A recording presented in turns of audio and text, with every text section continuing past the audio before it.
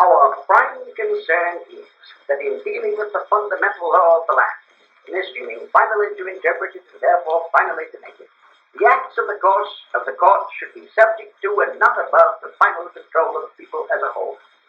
I deny that the American people have surrendered to any set of men, no matter what their position or their character, the final right to determine those fundamental questions upon which free self-government ultimately depends.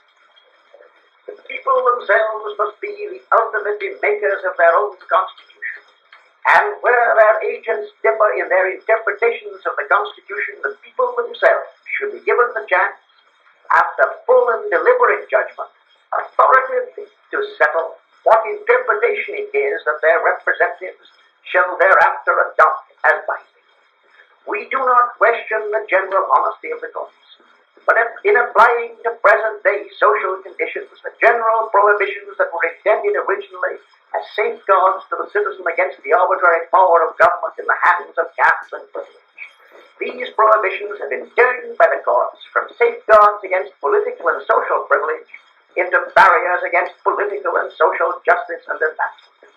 Our purpose is not to impugn the courts, but to emancipate them from a position where they stand in the way of social justice, and to emancipate the people in an orderly way from the iniquity of enforced submission to a doctrine which would turn constitutional provisions which were intended to favor social justice and advancement into prohibitions against such justice and advancement. In the last 20 years, an increasing percentage of our people have come to depend on industry for their livelihood, so that today the wage workers in industry rank in importance side by side with the tillers of the soil. As a people, we cannot afford to let any group of citizens or any individual citizen live or labor under conditions which are injurious to the common welfare. Industry, therefore, must submit to such public regulation as will make it a means of life and health, not of death or inefficiency.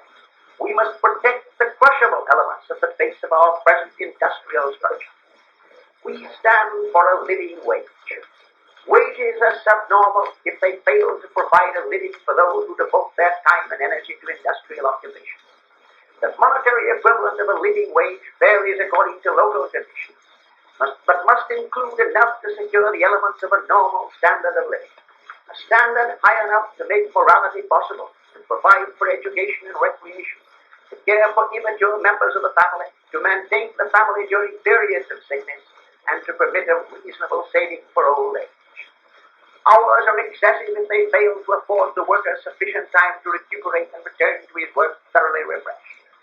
We hold the night work of labor and women, that the night labor of women and children is abnormal and should be prohibited.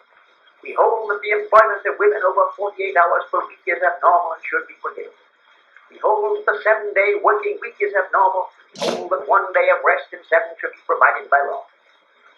We hold that the continuous industries operating 24 hours out of 24 are abnormal, where because of public necessity or for technical reasons, such as molten metal, the 24 hours must be divided into 2 shifts of 12 hours or 3 shifts of 8.